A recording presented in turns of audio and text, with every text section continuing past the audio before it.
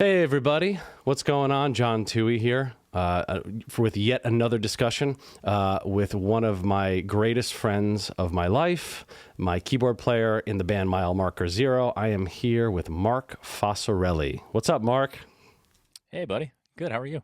I'm doing good. Trying to get some sleep from the newborn, but Yeah. so hopefully I'm coherent today when we're talking. If not, you just take it. Okay. All right. Well, thanks, bud. Thanks for taking some time with me. Yeah, this is great.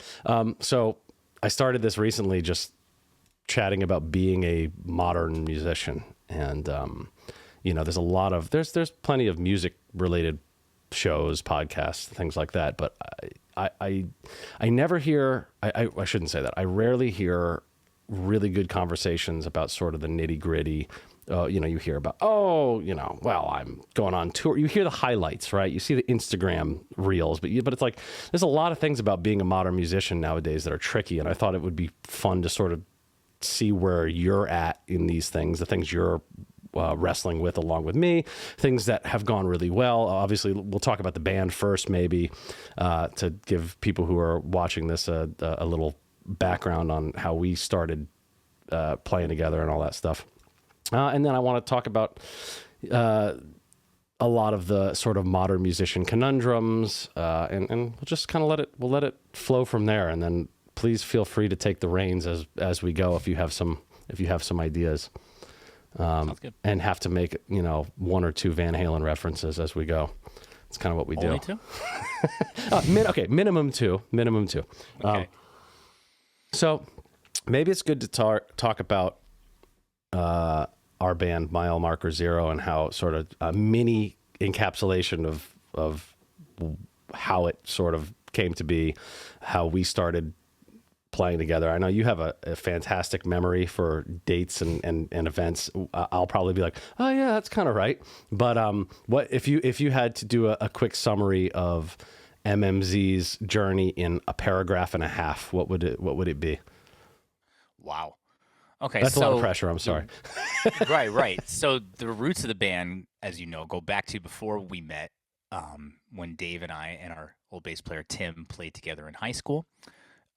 We came together with some other kids from our high school to make a band to play.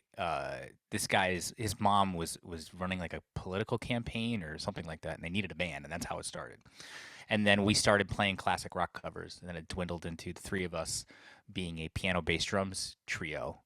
Um, and then we were playing we were because we were all Ben Folds Five fans, and we were different, you know. So I played piano, and Dave played drums and sang, and Tim played distorted bass. Then we got into heavier music. We got into progressive rock. We got into those kind of things, and we were just, like Dave had started writing songs on guitar, and then we were just changing it to fit the piano. And we're like, well, why are we doing that? So then that's what led us to incorporating guitar. And then we met you in college. And I know that's more than a paragraph, but that's That's how good. it got started. And we just continued to evolve from there. Yeah, And and then we're the band really still. became what it was when you came in. But Yeah, what people know the band as now. yeah. Me and Doug right around the same time. Right. You guys joined just about the same time. Yeah. Yeah, Doug's our And drummer. funny, Doug used to hang. You're right. Doug used to hang out. Because he's a few years younger than us, he would always hang out at all our band practices. So when Dave decided to stop playing drums, we tried out some different drummers. We did have someone play for a little while, and then after he left, we were trying out all these different people, and Doug knew the songs better.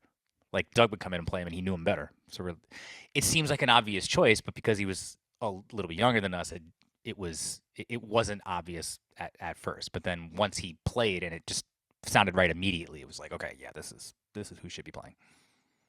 I think that the fact that Dave was the drummer and his younger Mm-hmm. brother, who's also a drummer, like there's just something. There is something to the family thing. I really think, feel wise, maybe groove wise. I don't know Mm-hmm. what it is. I mean, I feel like, not that Dave and Doug play the same, because they actually don't.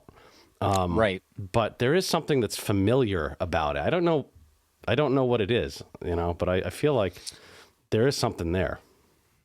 Yeah, I never thought of it that way, but I think you're right. I mean, because we were in high school, and Doug being young, I mean, but he'd be sitting on the floor while we were writing these songs, and like he was just there. And you're right. So I think it's probably in his blood that he knew how the songs went, and there's a similarity, although they play a little bit different. And yeah, it fit perfectly.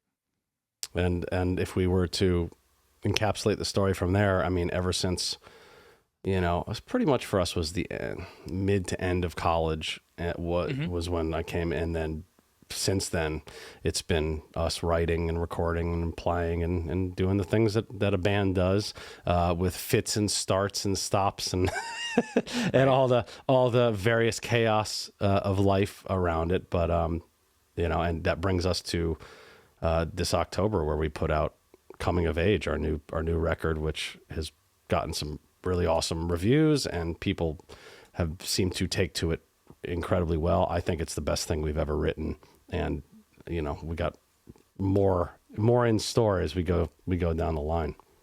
For sure. It's nice to hear people, like, when some of the reviews, because when we did the Fifth Row, we were so proud of it. We were like, this is by far the best thing we did. And it was like, oh, okay, we're actually going to have to follow that up.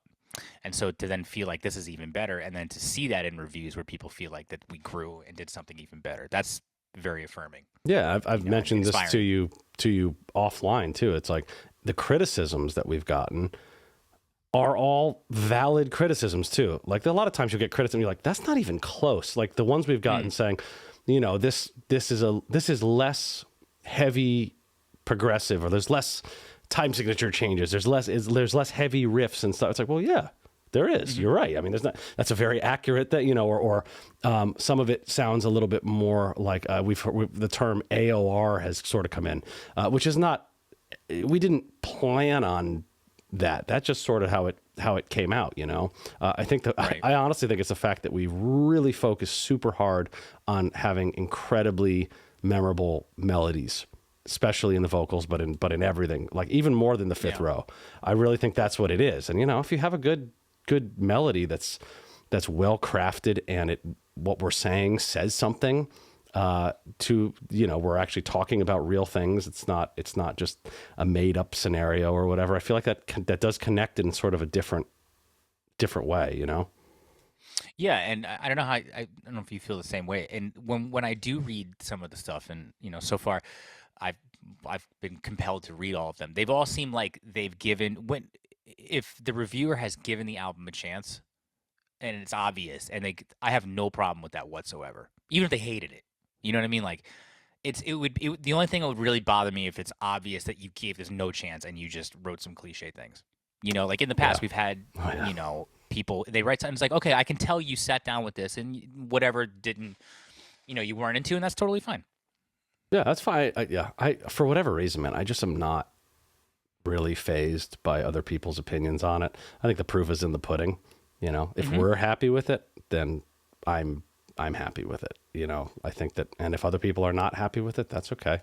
But the truth is that 98% or whatever of what we've received so far in just a couple short months, not even, it's like really, really good. I mean, being contacted and now distributing over in Europe from European Asia distribution, and now Asia. Yeah, I mean, which is something that we never had chance to do, and our poor fans in Europe and Asia, and up until very recently, if they wanted to buy something physical from us here, it's so expensive to ship it over there. It's crazy.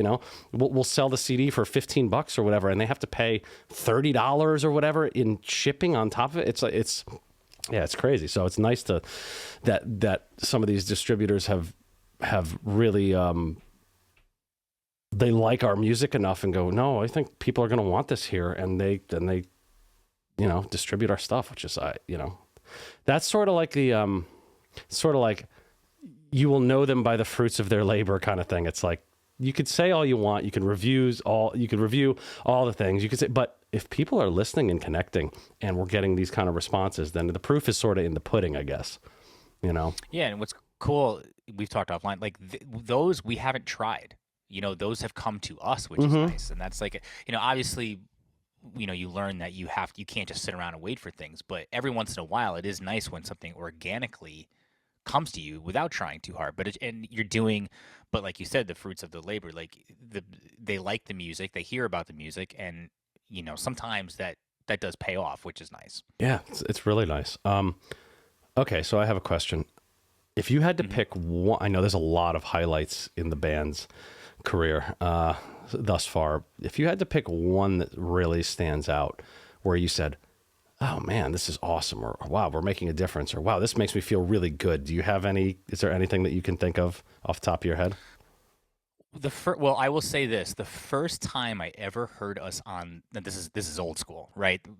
When you're starting the band, when I first heard us on the radio, that was really exciting. Now, was that the I remember local we knew- band show? Was that Frank Critelli in the Yes. local band show? Shout out Frank Critelli. This is even before Frank. Oh, it was before And Frank. although Wow. ironically, Frank wrote the very first review of us a long, long time ago. But Rick and James, Rick and James. Oh yeah, of course. yeah, of course. Art, rest in peace. Yeah.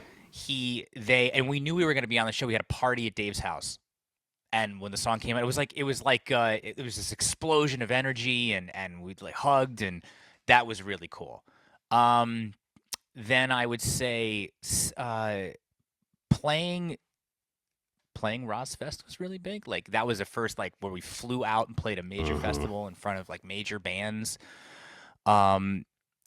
I would also say like the first time I saw myself in video game form when we did, like thinking about, how when we wrote the songs in the basement and now seeing it up on screen, that was a very surreal moment.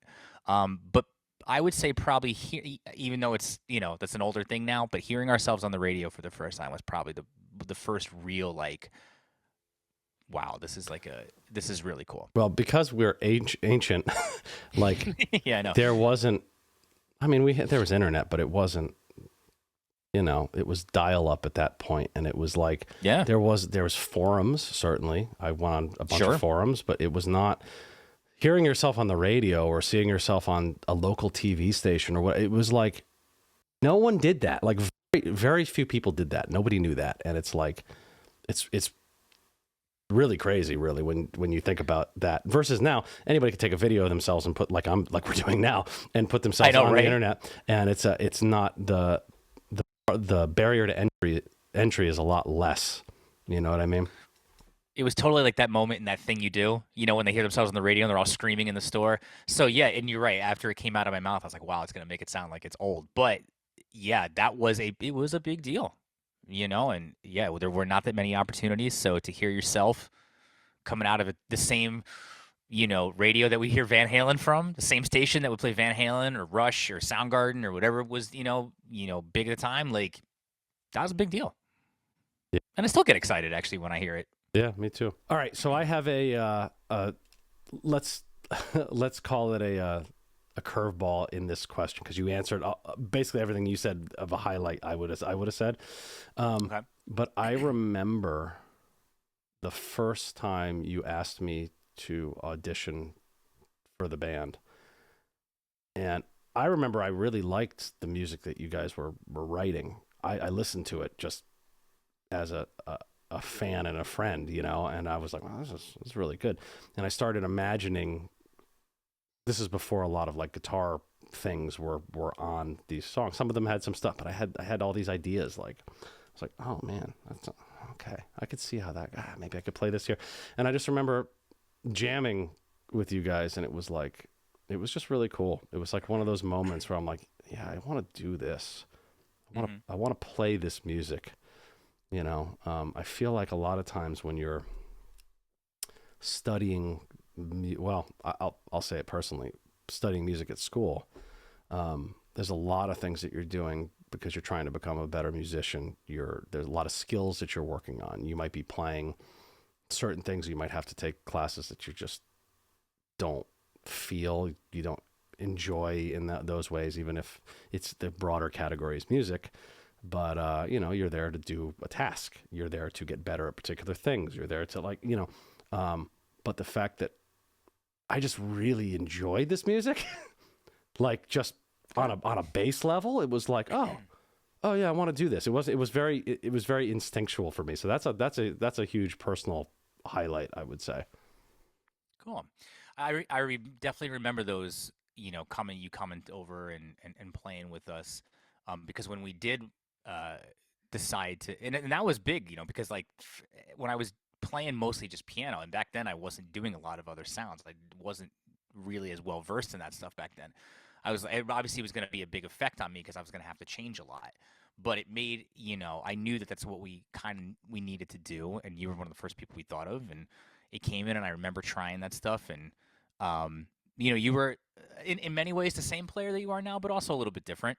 You were really like deep in the jazz that you were studying, but you had this whole life of playing rock music from high school, like Yeah. before we met. Yep. So you were kind of, and I remember towards the end of school, you were sort of, those two things were coming back together. You were getting really into fusion, like you had the fusion band Hmm. at school and outside of school. And so all that was kind of coming together. But definitely was like, for us, it was okay. Thankfully we started writing a lot of new stuff, but the few songs that we did keep in our set, we definitely had to rethink like how are we gonna do this. And I remember the first time was that song Deep. Hmm. That was the first one that we did where I had to write as a keyboard player and not the piano player. Hmm. You know what I mean? Like I had to figure out how to have my parts fit with everything else rather than be the lead and the rhythm at the same time. Mm. Yeah, that part when you go from doing one role to another role with original music, it's not the same. If you're doing a cover band, it's like, oh, okay, all right, I do this, I do that. Like it's a much more streamlined pathway in a way. If you were to sort of do, you're in a 3-piece cover band, well now you're in a 5-piece cover band. It's like, oh, okay, well I guess I'm just not going to cover all the horn parts. Say, it's an easier decision. But when you're in an original band that doesn't have, you're writing music together as a collective. It's hard. That's a hard sort of thing to adapt to, don't you think? Yes, and I think the curse as a piano player is that we're trained as we cover everything. Mm-hmm. We're the whole orchestra, especially when you play classical music. So when you start playing in bands, you have to remember that like you're not doing that, and doing the kind of music that we were doing when we were younger, and that Ben Folds kind of stuff. I could do that. It was okay to have all the low end be with the bass because we wanted it to rumble, and I had to play all the mids. But now I had to learn how to pick the notes and also pick the sounds that are going to work in blend. And I had to learn that, and some of that came from playing in jazz band and stuff. Like when I would play in big band, I had to learn to do that. I had to get out of the way of the bass player. I had to watch what the horn players were doing, and then playing rock music. Okay, now how is the keyboards going to work with guitar? But it depends on what sound you're playing and where you're, all that stuff. And that was totally new to me. I had to get used to that. Yeah, And I still mess that and now up we're from time to pros, and we never have issues with that in our writing. No, never. But it's a natural thing, but it's a lot easier to understand. It's like, or I could pick it up a lot faster. It's not like, hey, this is really muddy, Yeah, no, that's but that's part of the creative journey. I feel like sometimes if Right. you're not banging your head against the wall, you're not pushing for something new. Sure. And that's, I mean, it shouldn't always be banging your head against the wall, but there has to be a percentage of that. Otherwise you're obviously treading the same territory, and that's just not interesting to me at all. I always want to sort of move, and evolve and spend Just like the in time. life too, you need those like personal experiences that it like weighs a little bit more rather than being told by somebody. You know what I mean? Yeah. Sometimes you need to experience it to realize, oh yeah, that really to make it click. Yeah. I wish it wasn't the case. A lot of times, I wish it could just be like, just learn by example of someone else and then avoid the pitfalls. I've tried that, and it works sometimes, but a lot of times you just have to go through it, Yeah. All right, let's talk about a couple things that because this is all about sort of being a modern musician, and we'll stick with the band for a moment, which is the role of technology. And there's a lot of, lines in the sand that people draw with what they, especially in rock-oriented music, I think. You know what? Also jazz, for sure. There's a lot of people that sort of draw quite a line as to what they will use technologically, what they won't use.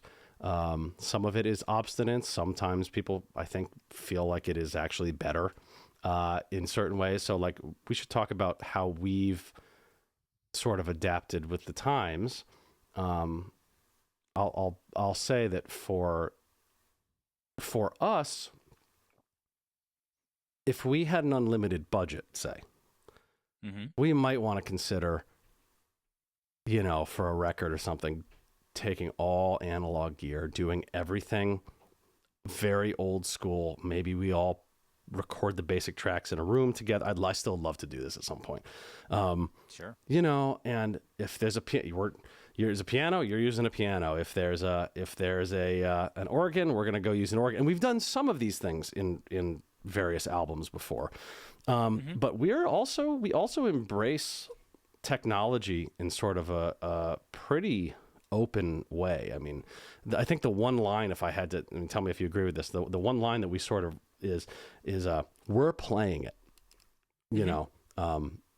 we're playing it. We're not using AI to create a part. We're not using, if there's some overdubs and things, which there are plenty on our records, we're playing them. Or if it's a sound effect, we're triggering the sound effect. It's like the human touch has to be there. But that's kind of it. I mean, I recorded using Fractal, for the last two albums. I used 99% that, with a couple little things here and there that were not that.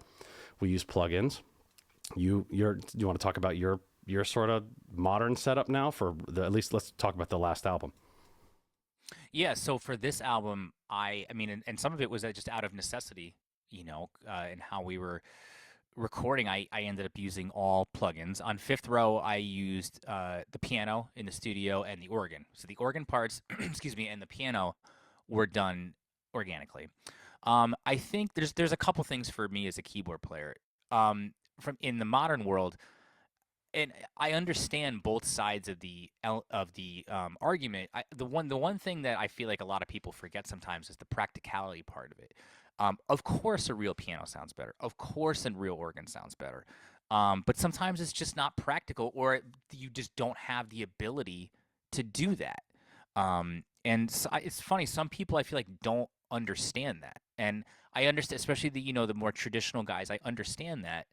And if they have the ability, and like you said, the unlimited budget, sure, and I think in the studio, if you can, to be able to have that, that's there, but sometimes in an unbelievably live environment, especially the ones that we deal where we're talking about 100 plus decibels and a really echoey, cavernous room, like sometimes you got to let some of that go a little bit. Especially, a lot of the shows that we played when we were younger, where there's 5-6 bands on a show. How many times did you and I talk about, like, okay, what kind of setup am I going to use that's going to sound good, but I can also set up and break down really quick because we have like no time. I have to be able to set my some whole stuff up consistency of sound too. Correct. Yeah. Correct. So for me, the growth of keyboard technology and plugin technology is great for me. I have more consistent. I used keyboard workstations for a long time before laptops got as powerful as they are. And that was great, but then it was a lot more cumbersome to program them. And if we made it back then, now it might be a little bit different, but back then, if we changed something in the live show, I would have to move I'd have to take every patch and move it down one, and that would be like a 30 to 60 minute process. So now I have, or at least what I've done for coming of age so far, is I have one 88 key controller, and I went back to my Nord Electro 3, which is an older model, and I have both of those. So the Electro offers me the ability to use some, now it's not a full organ, but it's a great, what they call clone wheel, a great modeling of an organ. And it's got a little bit more of it's got a little dirtier feel than would be that I probably could get off the computer without using a lot of different plugins and stuff, and take a little weight off the computer, but I'm still using mostly plugins, and I've started using the program Gig Performer to map and program everything. So that was a learning curve to learn that program. The other thing too is, as a keyboard player and learning as a pianist, things are a little bit different now, but people don't teach you that stuff. You learn how to play and all the things that come with physically playing the instrument. But at least when I was growing up, it was not, you didn't learn how, I didn't know I didn't even know what reverb and chorus was. I didn't know how to program a synthesizer. I didn't know how to do an organ drawbar. There's so many different elements, and that was a humongous learning curve. And when you came in the band, I was just learning all of that stuff, and I felt like totally lost for a while. And I still have a heck of a lot more to learn, but now at least I had to really push myself to learn it. Well, it's interesting too because I feel like there's two types. Keyboard players come from two directions typically. One, it's sound design people who do the technology stuff like you're talking about. That's like their first thing on their mind is, oh, how do I craft this sound? What is the thing that I'm looking for? Oh, what's this? Like very exploratory sort of people who end up using the keyboard as their I don't know, their muse, sort of their canvas. Yeah. And then there's the player background, which is you grow up playing piano or organ in church or whatever it happens to be. And that is the learning the structure of how music actually works and technique, and you learn to play a lot of different repertoire, and it's these things that, as a player, and it's interesting that the keyboard world in particular has this sort of, where do you fall on this line? Some people are really great at both, but it's very rare that you find someone who's as good a programmer, sound synthesis type person versus someone who's as good at. But usually there's a strength in there of some kind, which I don't think is a bad thing, but it or a good thing. It just ends up you can hear it. You can hear it in some. Jordan Rudess is a great example of someone who's great at both. But I think he got interested in that when he was in high school or college, if I have his timeline right. After being a super classical guy for a long time, he's like, oh, I really like, and so he dove headfirst, just like he did with his classical lessons, into the programming part. And now he has all these companies of, technology companies that are on the cutting edge of synthesizers and iPad instruments and all this stuff, right? It's funny, I haven't thought about this in a long time, but he really was the person who inspired me to put my head down and learn to do that stuff, because when I was younger, I was a little bit more stubborn. I remember I was a huge Ben Folds fan in high school, and I remember he would publicly say that band would never play if they could not play on a real piano. He would never play on a keyboard at the time. So I remember I was young and I was trying to adapt that. Now, obviously I didn't have a real piano, but I was trying to be a little bit more stubborn with that stuff. And when he joined Dream Theater and we got into them, and I saw what, obviously his playing had a huge influence on me, but I think that aspect actually pushed me even more. 'Cause I was like, oh, I see what can be done.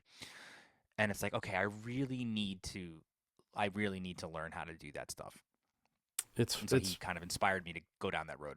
Yeah, it's funny. And I think the same thing exists with guitar players, but if you play electric guitar, you kind of have to deal with some of the stuff, whether you want to or not. There's a lot of people who just, I won't mention names, but, they just plug in and turn everything all the way up, and that is my sound, and that's it, which is, to be honest, it's much less of a pain in the ass if you do that. I can't personally do that, but I know. If you're that guy, and I was saying and I'll probably talk about this more when I have a conversation with our good buddy Will Early soon. But I sort of envy the players who are like the Mike Stearns of the world, who found a sound, found an approach, and said, "Oh, that's me, done." And he's had 98% the same for 30 years. And that's just his identifiable feeling and his identifiable sound. He uses the same or like gear. And it's wow, that's an amazing thing. Now, I can't ever be like that. I've sort of, I've sort of just came to the conclusion that that's just not going to be me. I just like too many different things. I like experimenting with different things. I'm always trying to improve, and the nature of at least progressive rock-ish based music, whatever, you actually want a bunch of sounds and a bunch of different approaches. And sometimes you are playing a nylon string guitar like I did in the middle of coming of age. That's different than my full-on, mesa, crunch, distortion for these other parts, and that's different than the solos. You know, there's a lot of things that you sort of, and I like that. You know, you get a little bit of variety. Your ears don't get fatigued hearing the same sound all the time. So Right. So, and also, actually, I would even say that, you know, we've also embraced technology in, you know, live. We use in-ears. A lot of people do now, but that was something we wanted to do from a long time ago. We use for most of the songs, we use a click track live, especially now that we're syncing a lot of the stuff that we do with video when we have our own shows. And we've embraced a lot of that kind of thing, just because it's, I want to say, this is gonna piss people off. I think it's better in a lot of ways to do this. Now, this isn't to say that you should.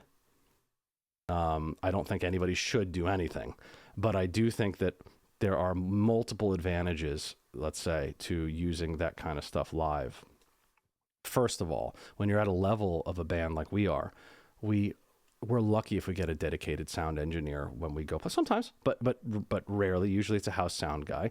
Our songs and our sound is very complex, and there's a lot of things. We'll be really quiet playing a ballad part, and then we're full on hard rock, and then there's a section where you and I are duetting, and without all these things to sort of make it clear and obvious, you know, the chance that it actually translates to an audience is much lower. And so I feel like utilizing some of these technologies actually makes the performance better. It actually makes us do these things in a way that actually translates what we're trying to do in a much more direct way. And I think that wouldn't be the case if we were in a different style of band.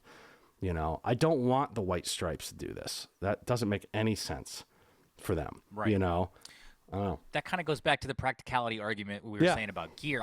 Some people put the blanket statement. You're right. Like, the same approach does not work for every band. Yep. The White Stripes, or that, you know, very just bare bones. Yeah, that shouldn't be like that. But you're right. That technology does open up a lot. And it requires, it's a lot of extra work for us now. I mean, you think about like the amount of stuff that we had to do to get ready for shows, or even to just run our band in general when we were younger, to what we have to do now is incredible. But the positive part is then, yes, we learn this skill to be able to do it, because we're, unfortunately, the way things are now, we're usually left on our own to do this stuff. Mm-hmm. So given the different colors of our music and the way that we're performing it, yes, it allows us more of a chance to do that. And at the end of the day, like, it's still a skill set. Like, we're still playing everything. All it's doing is allowing us to have more control over it, you know? But I understand certain arguments. And like you said, certain music, yes, I want it to just be, you know, people got to be comfortable. But if it doesn't work for them, it doesn't mean it's like wrong. Yes. You know what I mean? Yeah. And so, like for me, instance, like I used to have this state where I was like, I refused to use arpeggiators for a long time because I felt like it was cheating. You know what I mean? And I was like, well, why would I spend the time to do? I should just learn how to do it. You know, I was taught to, you know, I'm not doing it right. And then I had to, when we did Fifth Row and we put all those arpeggiators in because that's fit the sound and the story, I realized, like, you know what? Like, I got to let go of some of that stuff. And sometimes it's appropriate, as long as it's not hiding something that I should be doing. Yes. You know what I mean? Like, if it's enhancing that's it. And unfortunately, our case that we're making right now gets complicated by the fact there's a lot of people who do use that kind of thing because they can't play that, because they can't do the thing. And so they're like, it's almost like fake, you know, it comes off more as fake as opposed to using it in an artistic way, you know, because for instance, an arpeggiator doesn't sound like someone playing. It's different. It has that mechanical edge, which we wanted on the Fifth Row. That's the point of the story, you know, AI and robotics and all of that stuff is coming, machine learning. It's all that stuff is coming true now. You know, that was us writing and recording in 2017 and coming out in 2018, right? So it's like we were ahead of the curve on that. We were ahead. Called it, darn which it. we never are. So, I know. so that was kind of cool. Okay, technology's cool, but now, all right. So let's talk. So one of the things I wanted to talk about in sort of doing this series is navigating as a musician. You know, we obviously, you and I have mile marker zero, and that's a big focus of our lives. But if we're being as a totality of as an artist, we're not at the point where we can just do mile marker zero and be and make enough income and have it be, you know, all the things that we would need to sustain our adult lives with mile marker. And hopefully that does happen, and hopefully it happens sooner than later.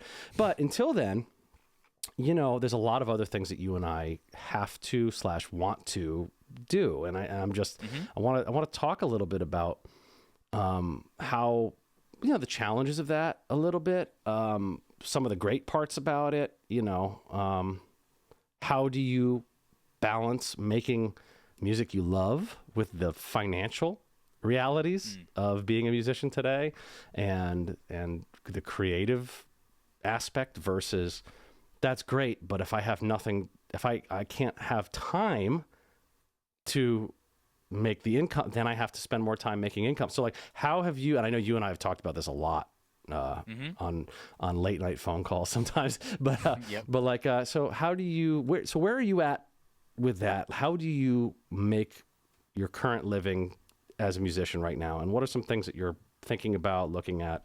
Give me a little lay of the land on that. So I have, outside of the band, I started my own company to put all of my work underneath, and it's called Innate Music. And each fraction of it is named after my kids. So Innate is named after my son Nathan. I have a beautiful studio now at my house, which I called Benchmark Studio after my son Benjamin. And then when I wrote the transcription book for the Fifth Row, I put it under Crackerjack Publishing. So the company encompasses all the other work I do. So I have a private lesson studio. So I teach lessons here behind you, or sometimes right here if it's online, 3 or 4 days a week. I do a lot of accompanying. So whether it's for public schools or college, I do a lot of musical theater accompanying. I worked for the musical theater department at WestCon for a long time. Did a lot of workshops and auditions and classes, and then I did vocal coaching, which I did more on the musical side of things. They had a voice teacher, but they would work with an accompanist. But then I have a church job on Sunday. I've been the organist and the music director at North Congregational Church in Woodbury for over 20 years now. Wow. And I sub at other churches now too. I just subbed at Catholic Church last weekend. And then I also play a lot of musical theater pits. I just completed one over the weekend, and that comes from the accompanying. And then also I'll play in cover bands sometimes. I'll sit in with you guys and those guys from time to time. So it's always a struggle to get it even more compact. But I will say that compared to where it was, maybe 10, even 5 years ago, it's a more streamlined than I used to have it. I try to make it where, I try to do as much work locally or here, like having the lessons here is great. So I'm around with my family. I have 3 boys, like I mentioned. So I'm here with my wife and my kids. And obviously when we go out and play, we have to play. So when I'm not doing that, I want to be able to be working here as much as possible. I go to those schools. What's nice about those is those are early in the day when my kids are at school. The biggest challenge for me now is that a lot of my work has to be done in that late afternoon, early evening time when my kids are home or they have sports or they have homework. And so that's the balance that my wife, Sarah, and I have had to work out. Because she's an administrator and she works many, many hours and all that. So it's a constant struggle. So I don't know if I don't think I've perfected it. In fact, I feel like there are things that I'm sort of working on how to get it even better. But it's part of being a musician is you have to, if you don't have one project that covers everything, you have to be able to do a lot of different stuff and learn how to balance all that different stuff, and that's really challenging. And then on top of it, make sure what's most important is you still have to be there for the important people in your life. If they're going to be supportive of the work that you're doing, you have to give that support back. You have to be understanding and realize how that affects their life as well. Okay, how important I think I know what your answer is going to be. How important is it to have a spouse that like, to have a partner that is on board with you being a musician and being supportive and having to deal with let's call it a non-traditional job? How important is that for you? It's paramount. And at the same time, I can understand, like, not everybody's like that. I was really blessed with Sarah in my life, and, her being so supportive of the work that I do and supportive of our band and the other work. We met at music school, so she's more on the teaching side. She always wanted to be a music teacher, and then she did that. But she also grew up in the drama world. Her grandfather started a theater locally here, and her aunts and her mother were still very involved in theater. So she, has some experience in that world. But I could understand it's very, very difficult. So I don't, I wouldn't be angry at somebody if they wouldn't understand that. But I think in order to do the work that we do, you do have to have somebody who is supportive of that and understanding. But then also for us, we have to be understanding, like I said, about how that affects them. So you have to keep that in mind. And so I make sure when we have a show late at night, it doesn't matter what time I'm home. Okay, like kids have games first thing in the morning. I'm up and I go to the games, or I'm doing stuff around the house, or I'm up and you know what I mean? Like, you have to, when you are here, you need to be 100% present, and you need to be supportive and take that burden off of them if they're going to be understanding that you're going to, like you said, work that non-traditional job. Mm. Yeah, that's so you make it a priority to, like, okay, look, these are the things that I have to do, but when I'm here, I am of service to you, so that it balances out the scales, and it makes it feel like you're giving and I'm giving, like that kind of thing. Yeah, the one thing I would say is, and I was never this kind of personality, but you can't be like reckless. Like, so for instance, like if I know that, so let's say we have a show, all right, I can't be out, I've done the job, now of course part of hanging with the other musicians and, the hang, like that is important. But at a certain point you have to go, okay, like I have to be respectful and understanding of the other people around me. So I can't never go to bed and then know that I have other responsibilities that are going to happen the next day. Yeah, I feel like knowing you and being friends, as long as we have band-wise, but also just in life, is that like you seem from the outside to have figured out a really great way to communicate that with Sarah, and like how to like you seem so supportive of each other and things. And I just, it's to me, it's a model of how I want my life to be, and, oh, wow. I didn't know, like, well, so like, I guess that maybe this is super personal, but, I didn't know if I was ever going to get married. I wasn't sure. I mean, I'd been with some girlfriends in the past that like, they think they like the fact that I'm a musician. Then when the reality comes in, it's like, I'm not going to be there a lot of holidays. Good luck seeing me on New Year's. Yes, I have nothing in the calendar, but I have to practice. I have to write. I have to, like, that's hard for a lot of people. And until I met Lindsay, it's like, I was like, I don't know if that's, going to happen. And I'm such a chronic people pleaser that I feel like it would be very easy for me to get into a relationship, them to disapprove of what I'm doing, even though I feel it in my heart that I need to do this. This is what I was put on earth to do. And then, but be like, well, you're right. And then slowly the waves erode the things that I want to do. You know what I mean? Just over time. Yeah. And it's like, I just never wanted that to happen. I could see it. I could see it happening very easily. Yep. So I also feel blessed, like you said. But And also Lindsay comes from a music background too, which helps insane, because she understands it. But I really like, but in that, it's like, if I look at my friends and the people I know in the industry, how many of them have successful marriages as well as successful careers? Because that's really important to me. When I decided I was going to get married, it was like, okay, I have to make this work, and I don't want it to just be okay. I want it to be great. So how do I do that? Who has that? Well, you're one of them. You have this great relationship, and Sarah's awesome, you know, and she is so supportive of what we do, and all the things that you're talking about in your life. So that, man, God, it's huge. And I just, I like to model those things and just be like, well, what is it how do you do it? And you saying like, well, I got to make sure that I'm 100% around when I'm around. Great, dude, that's awesome. And that makes total sense. And you figured out how that works for you. And I think that could work for almost anybody, you know, you can't. That's probably so. yeah, I'm sorry. That's probably the biggest, and of course, like, you know, I'm sure you've experienced this too. It doesn't, you know, it doesn't. There is definitely times where it's hard. Oh and yeah, of course. It's, you know, you like, okay, we got to figure this out, or sometimes you got to be understanding, and you know, if you want to balance the two, you know, you can't, like I said, you can't be reckless with it. You know, if I was literally never home, but like, you know, I was on the road 350 days a year, like that would not be fair, right? But also, you know, so like I said, you have to balance that. And of course, there's going to be tough times, and you work through it, and you're understanding, and you talk it out, and you keep that communication.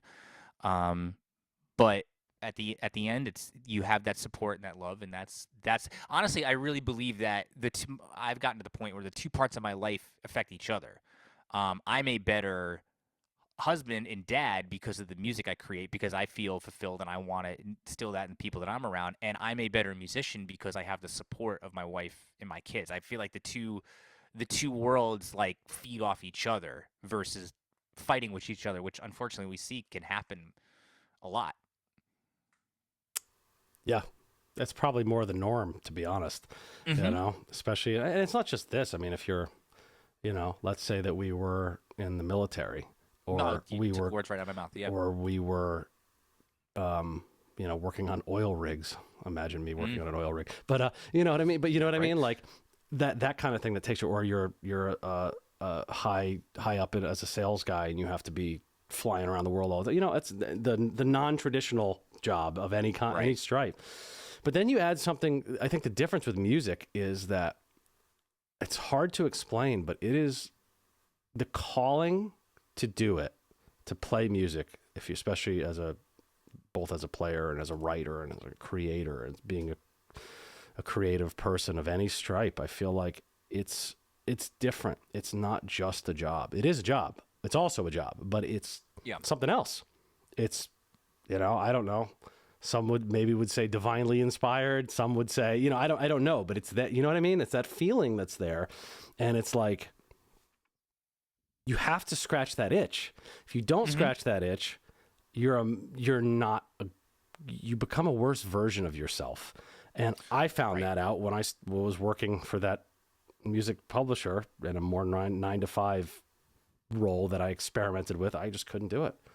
I couldn't do it. I was not creating. I was not doing, like, it was just not, didn't jive with the way that I want to conduct my life, you know. It was really hammered home to me that I'm a much happier person, as difficult as all these things are, when I'm doing music in any of these different forms, to be honest. Right. I'm a very strong believer in that you have to do whatever it is that you're inspired to do. You know, like that is so important, you know, to your happiness, because you're right. If you consistently like push down the feeling to do something, and if you can't do something professionally, then it's important to, you know, whatever that hobby is, like that you need to, whatever it is that you love to do, like you have to be able to do that. Otherwise, you're right. You're constantly, it's gonna take effect on your mental state, and that's not good. You become a worse version of yourself. Yeah. Oh yeah, definitely. Yeah. Okay, let's talk about a couple more things before I let you go have an awesome rest of your week. Okay, a couple things. Let's start with future goals and aspirations, personally and with the band. Maybe let's start with the band. What do you have some things that a couple points that you would be like, oh man, I want MMZ to do this. I would be great if MMZ could do this. Like, you have a couple of those? Yeah, I mean, honestly, you know, it's hard to, you know, because you can't. Things are so different from when we started. So, I mean, I could say like, oh, I'd love to make this kind. I would love to play in this place. I would love to.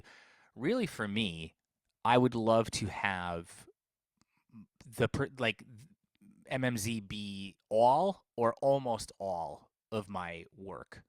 I really enjoy having you guys as a family of, it's great playing with a lot of people, but I realize what a special situation we have, and I love making music with you guys, and Yeah. so that it's something that I cannot do by myself. It's something I can't do with anybody else. The whole more than some of your parts cliche, like it's really true. So that really is my ultimate goal. I know it's very broad, but that's always been my dream. I've always wanted that, and I've always been inspired and in love with bands and the story of bands and how they evolve. And I look at almost all my favorite artists are all bands that stayed together a long time, went through many different phases, had, for the most part, personal relationships. And so that means a lot to me. So that's probably my biggest goal for us, is to continue and to be able to do that more.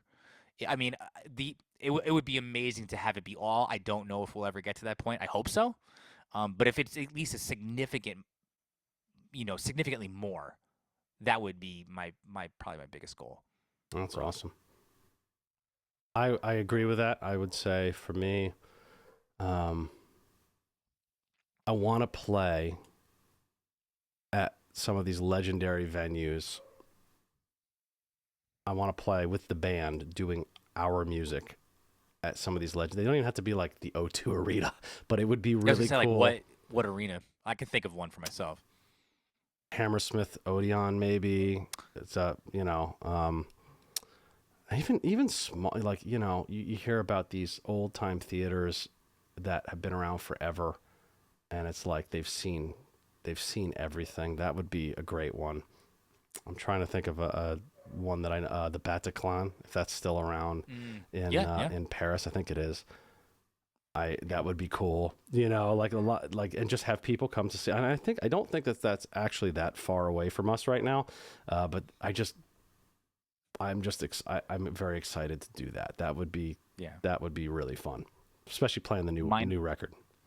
Sure, mine was always the Royal Albert Hall, Royal which is Albert obviously Hall, a much more lofty one. That as a kid, like I remember live albums from there, and I remember watching videos, and it's all like regal and whatever. I mean, that's obviously very lofty, but Hammersmith would be cool. We hear about Massey Hall. Massey Hall, yep. Hammersmith, like you said, that's a lot of really famous stuff. A lot of famous live albums done there. So, yeah. Playing in Europe in general, I think that would be so, as an American, like that would be so exciting to go over there and play. It's got to probably feel so much different. The architecture, just the way that these, you look at pictures when our favorite bands go over there, and it just looks different. You know what I mean? Yeah, I agree. I don't think that's that far afield from us, but to make the leap is where we're where we're at right now. Right. Anything on a personal level? Not necessarily the band, anything goal oriented that you have for you? Again, it would be really broad. I would love to continue to find that work-life balance where I can continue to be more. Things have gotten significantly better as far as like the support that I can give back to my family. I would love to be able to. I guess I would love to be able to figure out a way. To not have some, obviously playing shows late at night, that's like unavoidable, right? But some of that daytime stuff that clashes with some of the other stuff with my family, that I would love to find a way to fit the work around that a little and be a little bit more flexible with that. That I think that would be my ultimate goal right now, as far as from a personal standpoint. That's I know those are broad, but I mean. It's not, this life is not an A to B to C. It's you have to do all this stuff to figure out. It's much easier in a way when you have a 9 to 5 or whatever, and it's like, well, this is what I do, and then I come home and I do this thing. Like, it can be much more routinized. It's almost impossible to have a routine when you do what we do. You get moments of routine. I've got it fairly close. It's weird. Like I actually do better in a routine, but I don't want to live my life in a routine. There's like all these different like what do you call them? The things that clash in my personal life. So like while I at times like envy the routine, but you're right that when you go into it, you go, no, this is not. I would be very, unfulfilled if I let everything else go that I do. Yeah, exactly. And I feel the same way. And I listen to a lot of productivity podcasts and stuff like that and Hmm. business people. And it's just like, they're like, make a routine, stick to it. It's like, I can't. And then I'm Right. like, I try. And then it's like, oh, I actually don't like this. Like I feel like, but then it's like, I know probably should be doing this. I think it's probably better. And then it's like, I can't, it's like that constant tension. But you know what we can do though is we could find now it may not be the way that they maybe describe it in the business world, but like there's certain things, and I don't know what you've done in your life, but like there's certain micro routines Mm-hmm. that I've learned how to do that are really helpful. Like okay, maybe I can't put a specific timestamp on it, Mm. but it's like I'm going to do like for me like just I have so many things going on. Like I make lists of reminders, and like I like to go, okay, I need to do this, I need to do this, I need to do this. I like to, if I have a lot of projects going on, I like to work on a little bit so I feel like I'm making that progress. And to me, that helps a lot rather than having it just hang over my head all the time. Oh my God, I got to get to this. I got to learn this music. I got to write, transcribe. You know what I mean? Like that helps for me. So those micro routines, Micro I think routines. I love that. it makes it like you figure, which took me a while to understand and I'm still getting better at, but like you figure out what works for you and how, you, yeah, and how that works and what the schedule we have. Yeah, yeah, exactly. It's funny. Like the first thing they say is, go to bed at the same time every night. It's like impossible, Nope. impossible. Especially with kids too. No Oh way. yeah, yeah. That's out the window. But even before I had a baby, it's like, no, well, okay, I have a late gig this night. I have a medium gig that's far away. I have to drive back. Oh, I can do it this night. Wait, the next night I have to get up early. Nope, I can sleep a little late. Like it's just the nature of the beast is to make that very difficult. But I like your micro routines. We'll do another one of these and we can talk about that because I feel like that's like tactical that a lot of Hmm. people would like to know how that ends up working. Yeah. Like lists are great, obviously. Okay, Yeah. last thing. Advice for aspiring musicians. What advice, if any, do you have for young musicians? Let's aim this at someone just getting out of college. Let's say they went to music school of some kind. They did a performance degree or whatever, and now they're entering the wide world of the industry. Dun, dun, dun. So, Dun, dun, what would dun. you say is important? The two things that I would say, number one, um, don't somebody else's negative experience does not mean yours will be negative. You know what I mean? Ooh, Even in our world, like I would never tell someone not to do that. There are things that didn't work out the way I think back, I could have done this better. I could have done just because it didn't work out for somebody else doesn't mean it's not going to work out for you. You know what I mean? Like the whole idea of, oh, you shouldn't do this because of X, Y, and Z.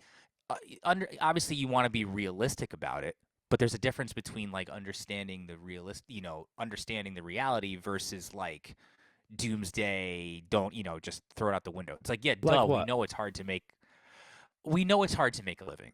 We know it's hard to do that. We know that the chance of this and all that stuff, or well, this person got screwed by this person, and that's everybody knows that now. But you shouldn't. I don't think somebody should squash down on someone's dream because of that. I really that always bothered me. Even when we were younger too, I was like, just because yours didn't work out doesn't mean that mine's not. So that would be the first thing, and then from a actual like practical thing, and we had to learn this the slow way. Learn as many different elements and skills of your career that you can. Seldom is anybody like it's very rare to be like so if you're in a band like us to be just the guy in a band like until you get to a certain level. Like it just can't be like that anymore. You got to understand like not only your instrument but the technology that goes with your instrument. Maybe learn how to record a little bit, and then obviously you're going to be your own manager, you're going to be your own booker, you're going to be your own so learning all of that. You don't have to be like a whiz or an expert Mm. at all of it. Um, but I would say try to be aware and learn as many little skills that go with your career as you can. It's great advice. That makes sense. Yeah, that's great advice. I think that's relevant now more than ever. I was thinking about like, well, what would I tell someone coming out of college? It's like, I don't, the landscape is so different that my advice that I might have had 5 years ago is not the advice Sure. I would have now. Like, which is kind of crazy, I just listened to a podcast that guitarist Scott Henderson did, and he's like, what would you? One of the interviewer was like, what would you advise young guitarists do? And he said, put stuff up on the internet. And it's like, yep, definitely. There's about 1 billion people doing that right now, and you have to be consistent with it. I certainly haven't done the greatest job of that myself, but he's also fully admitted that he's grandfathered in, and he has a name, and he has a bunch of records under his belt and a bunch of bands, and he's one of the greatest. He doesn't say this, but I'll say it for him, is that he's one of the greatest guitar players ever, and has such a unique voice, and people want to hear what he does. And so that's why he's able to tour. So he sort of doesn't have to follow by his, do as I say, not as I do kind of things. Right. Which is, he's in obviously a very enviable position compared to where we're trying to like figure out how to do these things. I think mine would be in that vein. It would be, try a bunch of things, meaning not only just the skills like you're talking about, like, learn how to record, and I mean, that you have to do that. And I think that's awesome. But I also think it's like, you got to try a bunch of things, and you have to just not stop. Don't stop, but also don't go do so much that you burn out and you quit forever. So it's like this balance. You have to get yourself to, 90% crispy. You can't go to 100%. You go to 100%, then it's actually going to take much more time off, because you're going to be, in an unwell place mentally. You'll be physically burned out. You have to, it's almost like, third gear, but always third gear. You're not in fifth gear. You're not, you know what I mean? It's like, you're not in first gear. You're cruising, and just got to do all the things you're talking about, but don't stop. You have to maneuver around things, try a bunch of different things, but keep the pedal, not to the metal, but, give a nice 45-degree angle. You're cooked medium well. Yes. Medium well. Not my favorite way for a steak, but that'll be another podcast. There you go. Okay. So Mark, this was awesome. I'm so glad we got a chance to do this and record it for posterity, and not just on our awesome phone calls that we have a lot. Direct the people who are listening to places where they can check you out and where they can talk to you and all that stuff. And of course, I'll put a bunch of this in the show notes too. Thanks. So my website, which I just finally launched, took forever to finally do it, but I did it, is innatemusicct, like the state, Connecticut.com. So innatemusicct, and that has all my links. It has videos of me playing. It has links for lessons. It has links for all my resume and all that stuff. My Instagram is MMZ, and then my name, Mark Focarile. And that's probably the you can probably, and like I said, you can probably find all that you can find all that through the website. So that's probably the best way to do it in one shot. Awesome. And of course, check out our band, Mile Marker Zero. Our new record is Coming of Age. Our previous record is The Fifth Row. And you can send us a message and find us on all the socials too. For sure. All right, man. Great talking to you. Thanks, buddy. You too.